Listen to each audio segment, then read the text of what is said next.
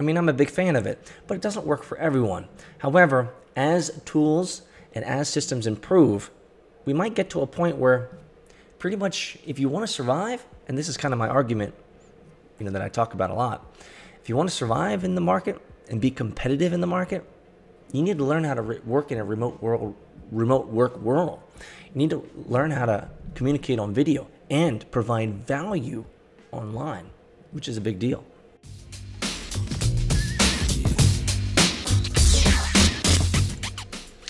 What's up, internet friends, founders, and the Entre-Pro Curious? You've made it, and you're here. It's MVR Daily, getting you prepared for the mobile-first, video-first, remote work world of the future. And it is coming upon us quickly, my friends. It certainly has. I hope you guys are having a wonderful day. It's Friday after all. I'm just getting up. We had the Mosquito Joe guy come by earlier today, so he was messing up a little bit of my system, my early morning system, but it's all good. I hope you guys are having, again, a wonderful Friday. I hope you guys are enjoying life, being as safe as possible, and just trying to stay positive, trying to stay happy, just trying to focus on what really matters in this world, which is only really one thing: relationships, my friends. Relationships with those that you love. Relationships with those that matter. It's times like these that, I quickly, it's when I bring these things up, it quickly reminds me of how important it really is. Family.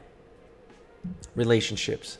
Out of everything that's said and done, out of all the fragility of life and all the unknowns and things that you can't control in life, you know what really matters the most, guys, on this Friday? Hugging people you love. Calling people you love, connecting with people you love and you care about, and saying, man, I'm glad I get to do this life. It's hard right now, or it might be different right now, or it might be outside of my control right now, but regardless, I'm glad that you're doing life with me, and I'm glad, for example, that I get to do life with you guys. So I'm so glad that this week has come to an end. So much has happened this week. I finished out the book, published the book at evo.af. Check it out, guys. Our community is growing slowly. I did a live stream on Monday, which was really cool. I'm going to continue to do live streams as we go through the week and as we go through this month. I'm going to try to figure out how to connect with you guys more. You probably need to sign up and check out evo.af because that's where I'm going to be announcing it. But today there's an article that crossed my desk and I want to cover it. It's talking about teaching leadership virtually. So this guy taught leadership virtually for 8 years, and the question is whether we even need to go back. Certainly in this MVR world, this mobile video remote world, well, things are moving digitally, right? Zoom is growing. Microsoft Teams is growing, right? Collaboration tools all over the world are growing for remote work. And so the question is are we going to go back to a norm? I was not listening. I got some news. I don't know how it crossed my desk. Maybe my wife told me. But I had some news that said, I think it was like, West Virginia or one of these eastern states had a stay-at-home order, a shelter-in-place order till like June. June, guys. June. Really? Is it going to be like this, guys? Man. Because I got a couple of classes in May on Agile and Scrum coming up that are supposed to be in person. And so I'm hoping the shelter-in-place will be done by the next 6 or 7 weeks or so that I can actually do that. But I might have to do it online because I've done classes online before, and my client work has gone online now, remote, with Zoom training. So maybe this is the future. Maybe this is going to be the new norm. Maybe we're never going to go back. Well, let's see what this guy has to say, Josh Davis, in today's article on MVR Daily.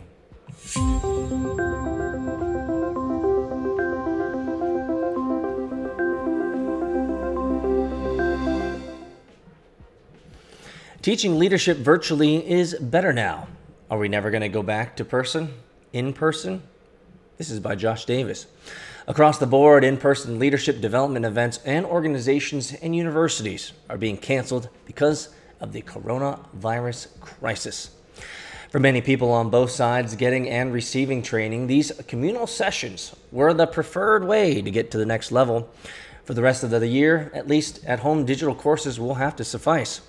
I suspect that once people learn how to leverage the digital world for learning, they won't want to go back to how it was.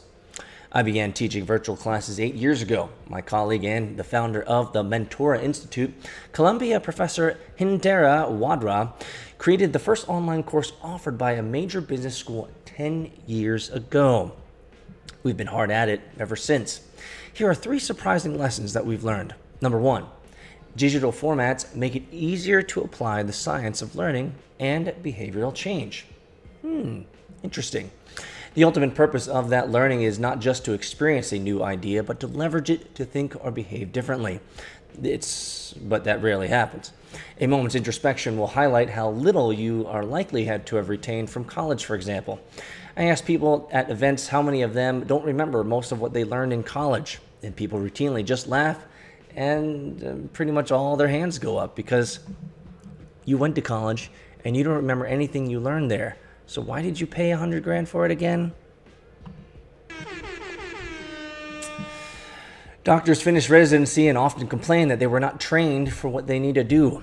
Lawyers graduate law school and can't try a case. A degree in management does not make you a good manager. Everyone knows learning happens on the job. It's the old 70-20-10 rule. 70% on the job, 20% from people we know, and 10% from formal learning. We shrug our shoulders. It's the best we can do, right? No. No. It's not. We can do better, guys. We can do better. The solution is to give people numerous opportunities to practice the application of their learning in the context they will see on the job. No one has ever learned to play piano by reading a Harvard case study on Mozart and discussing how to arrange notes. We should not expect it from leadership development either. As with piano for leadership, we must isolate the skills and mindsets in need of practice, help people build expertise within each, and then put those skills and mindsets together in meaningful leadership behaviors. We call this micro-practice. Cha-ching.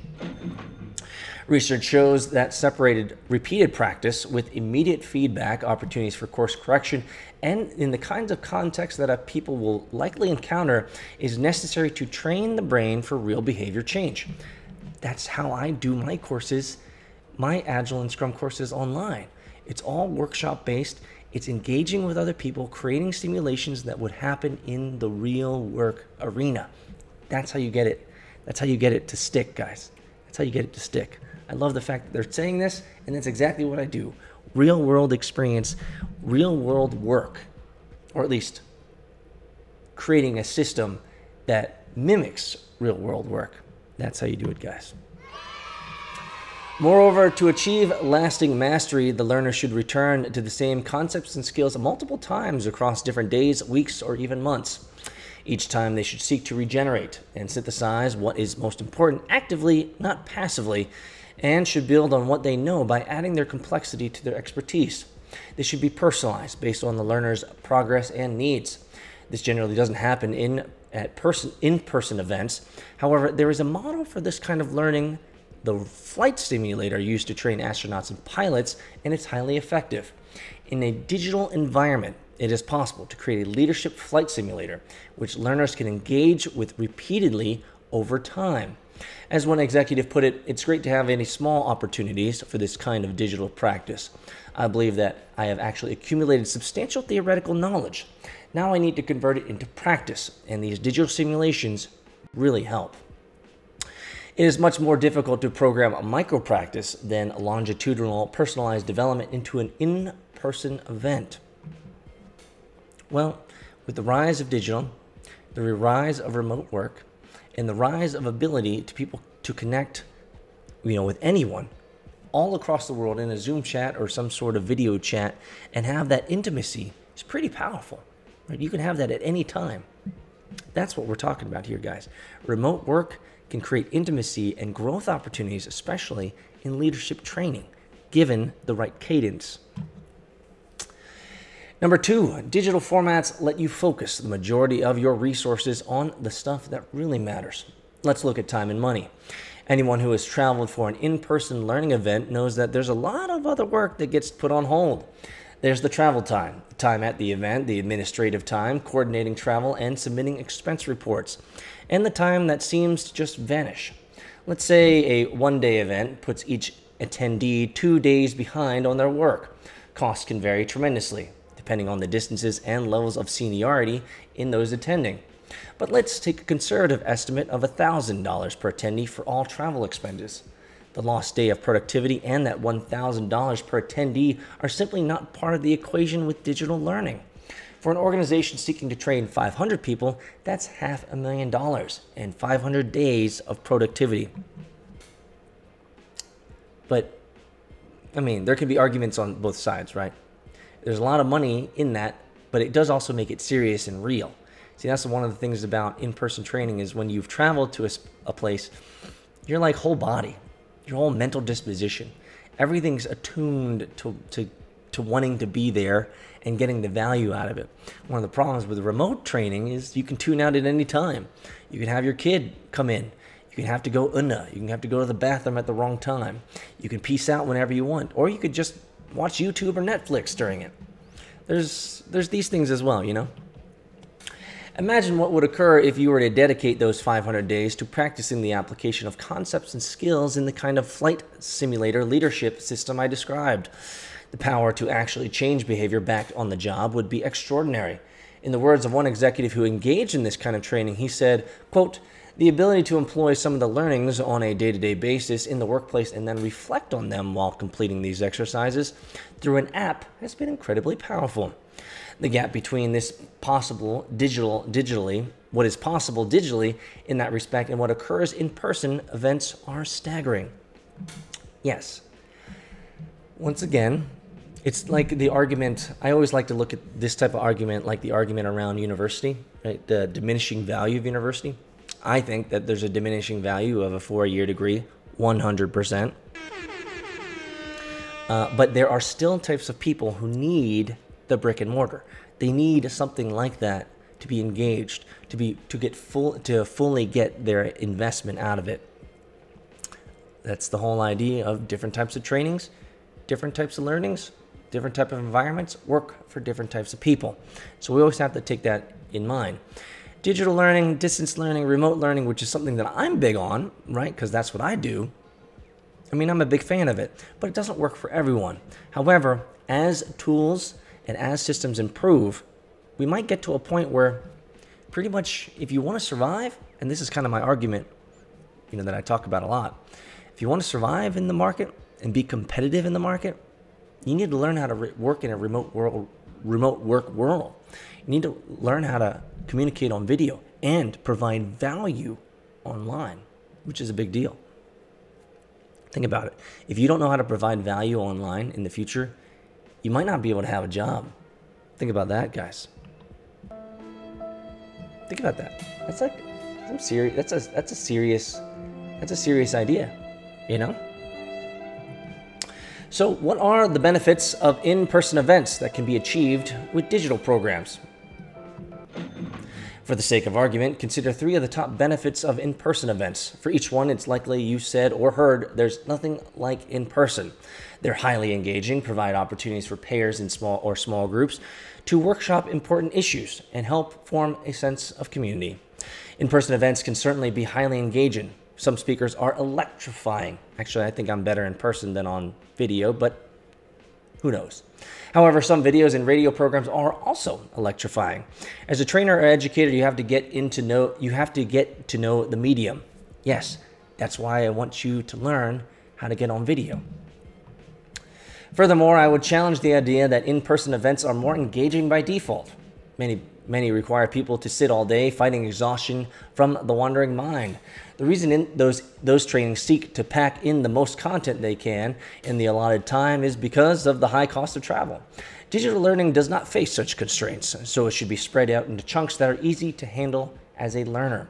That's what we do. We do 45-minute breaks, 45-minute sessions, and then 15-minute breaks. That's how we do it. 45 on, 15 minutes off. We found that works pretty effectively in our long 8-hour trainings.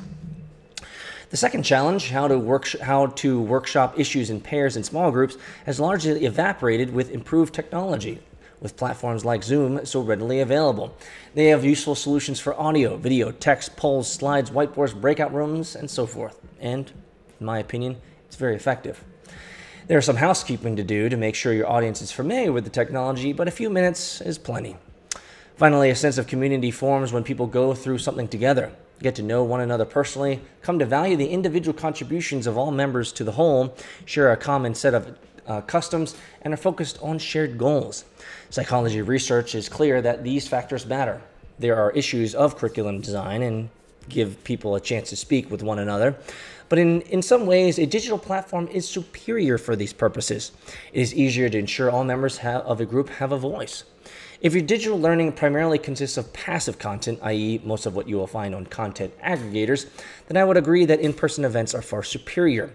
But why, at this point in history, should we accept such compromise? I would argue that from almost any benefit previously assigned to in-person training, the reason the gap between in-person and digital is not a fundamental chasm, but is an issue of design. Maybe if we instructors, if we trainers improved our game, then maybe it would be a better learning experience.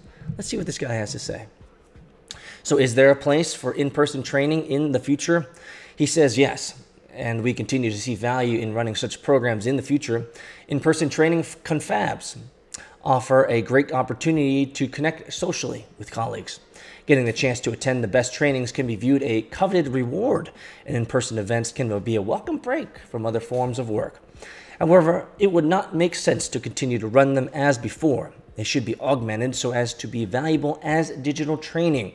The simplest way to do so are add-on digital journey or executive coaching over time to accompany the in-person event. An upsell opportunity. So if you do an in-person event, you can upsell opportunity into digital events in the future. I like that. It sounds like money. But the event itself can also be enhanced to leverage the science of learning in many of the same ways as are more naturally done in the digital environment, such as making a way for micro-practice into the program. Well, guys, I'm a big fan of this. I believe that the world is going more digital, and yes, you probably should be prepared.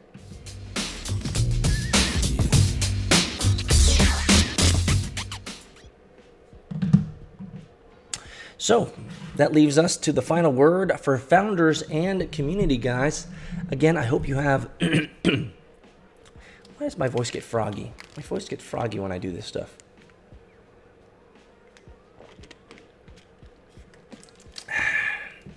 I hope you guys have a wonderful, wonderful weekend.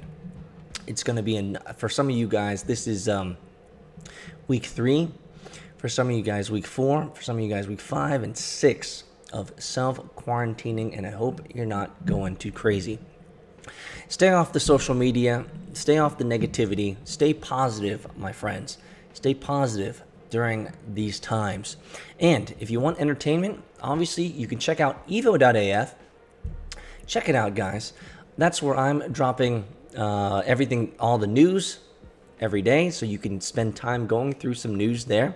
You can go through videos. You can learn from other people there, and obviously you can buy my new book, which I'm just going to show because that's just how I'm doing. Go to shop evo.af. Buy my new book. It's on sale, guys. It's on sale. Gravity: How to Create an Irresistible Brand, Unlimited Deal Flow, and Infinite Possibilities. I want you guys to get started with the digital and remote world. I want you guys to learn how to get on video. Start creating videos of your own. I want you to show us your videos in the forums. Show us your videos. Show us what you're doing. Show us how you're creating your own gravitational brand. Show us what you're doing so we can help you and grow with you. See, that's what I want to create here at this community. I want to create a community of people who are beginning their journey into video and sharing their video, sharing their journey with us so that we can encourage you and help you get prepared for the world of work, the future of work, the remote work world. Guys, have a great one, and I'll see you next time. Boo.